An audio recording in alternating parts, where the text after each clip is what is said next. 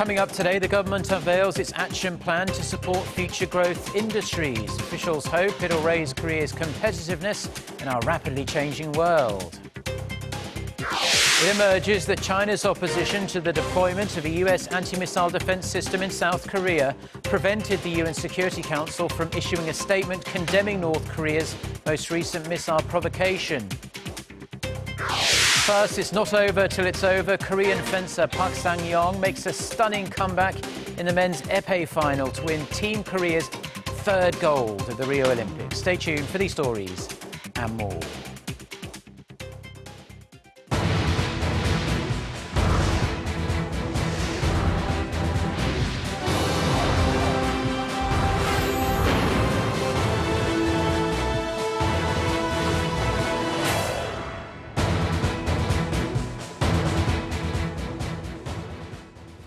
Hello, it's noon on Wednesday, the 10th of August. You're tuned in to our midday newscast here on Arirang TV. Thank you ever so much for joining us.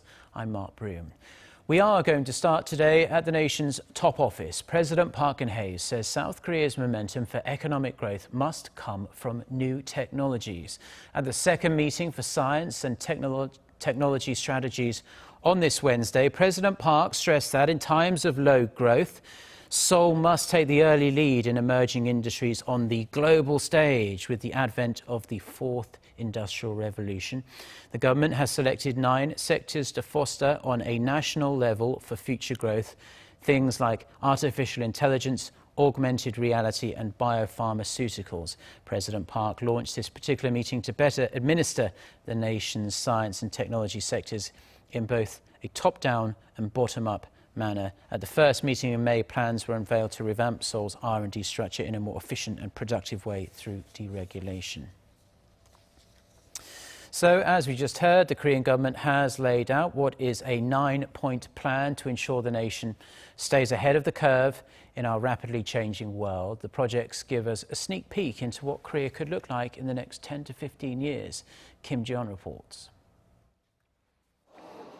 The Ministry of Science, ICT and Future Planning has unveiled 9 strategically important projects to raise Korea's competitiveness in the so-called Fourth Industrial Revolution.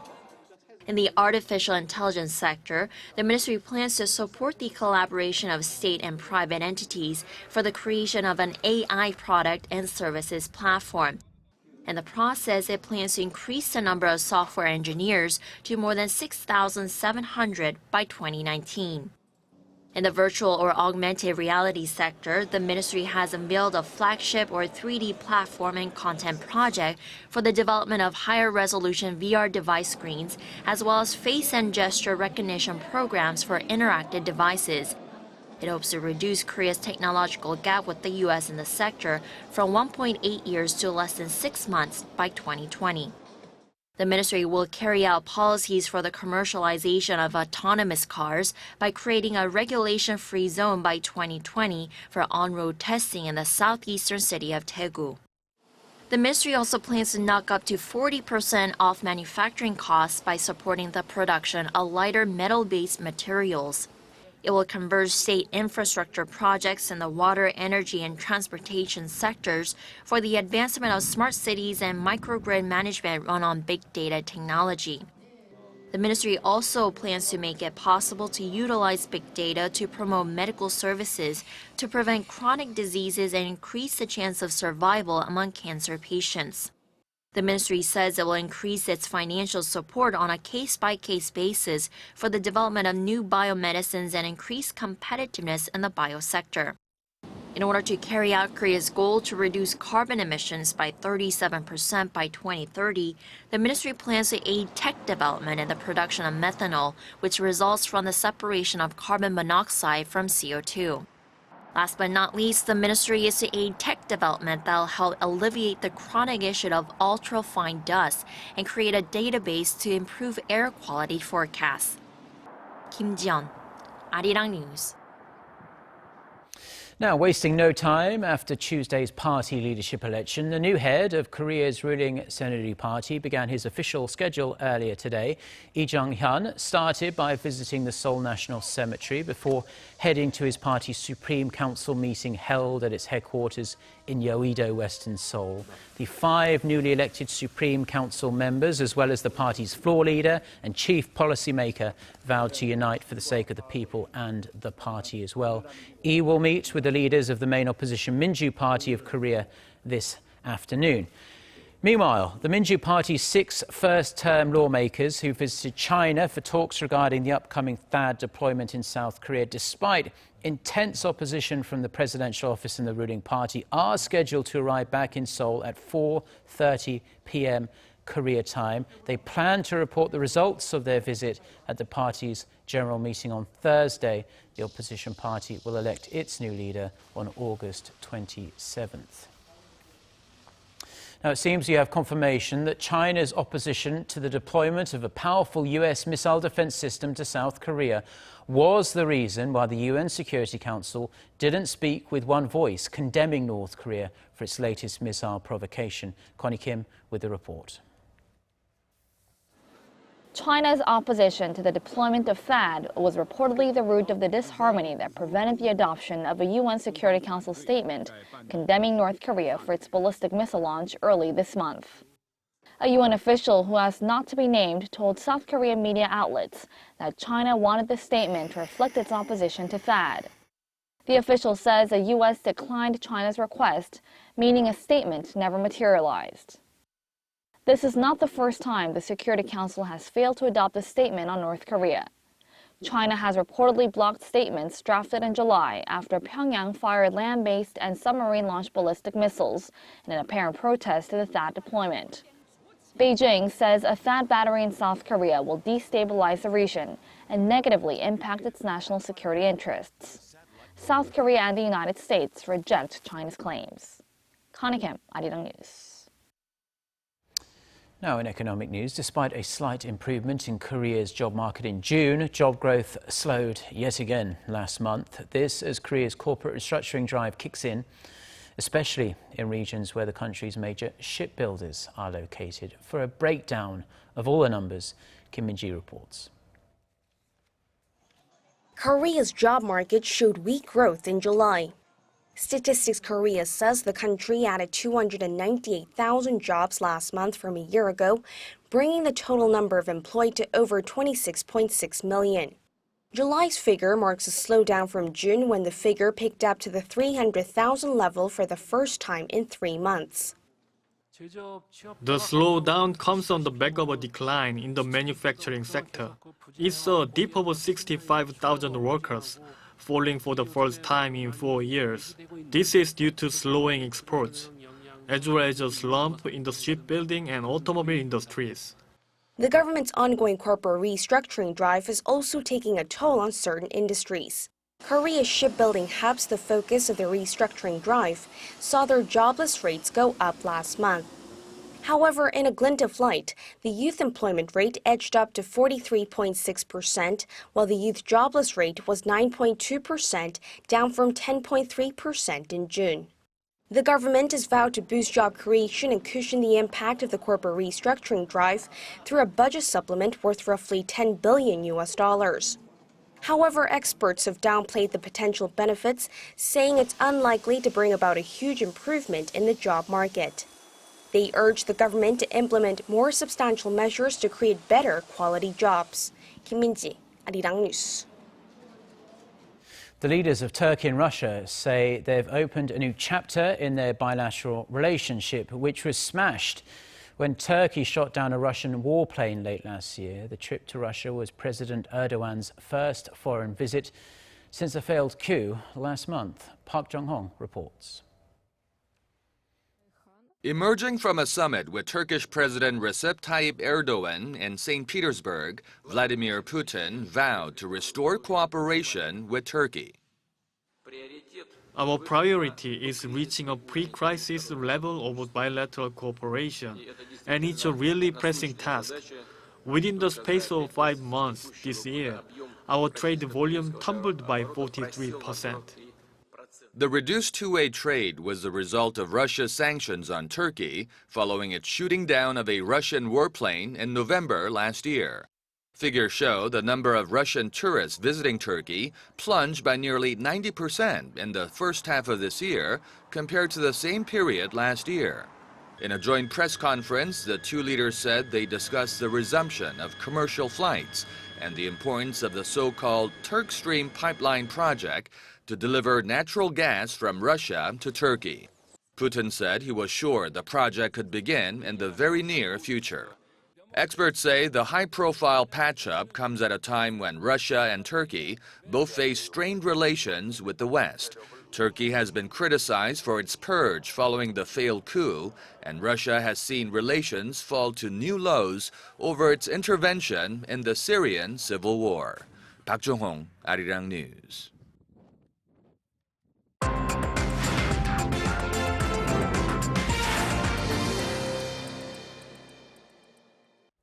So let's move on to the Rio Olympics. Day 4 was electrifying for Team Korea, to say the least, with a spectacular gold in men's fencing, followed by several other remarkable performances. For more on the action, let's turn, as we've been doing, to our Ian Shin, who's been keeping up with the games for us. Shin, let's start with the fencing. It was an unforgettable match and an unexpected win for Korea.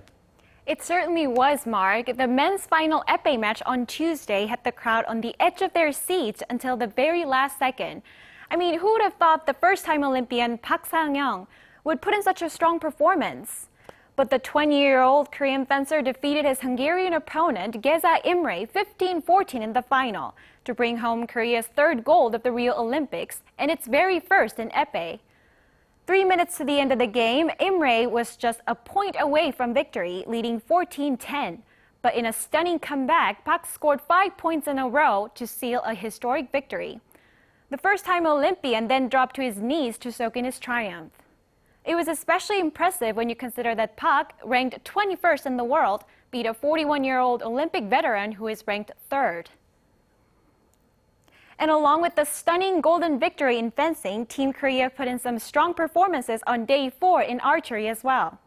Following in the footsteps of star archer Ki Bo-bae on Monday, Chang Hae-jin smoothly fired her way to the round of 16 in the women's individual event on Tuesday. Chang defeated her Tongan and Ukrainian rivals 6-0 and 6-2 in the earlier rounds. In men's archery, Lee Seung-yoon, the world number 8, also secured his place in the round of 16. He beat his opponent 6-2 and 7-1 in the rounds of 64 and 32, and he'll be in action again on Friday. Now moving on to another big triumph, American swimming legend Michael Phelps won in the men's 200-meter butterfly just about an hour ago. Already the most decorated Olympian in history, the 31-year-old added his third gold in the event and avenged his 2012 defeat in the event at the London Games. He was followed by Japan's Masato Sakai with silver and Hungary's Thomas Kenderesi for the bronze. Phelps won his 21st gold just a moment ago as well in the 200-meter freestyle relay. That's the wrap for Tuesday, and now here's the schedule for some of the upcoming events on Wednesday that you do not want to miss.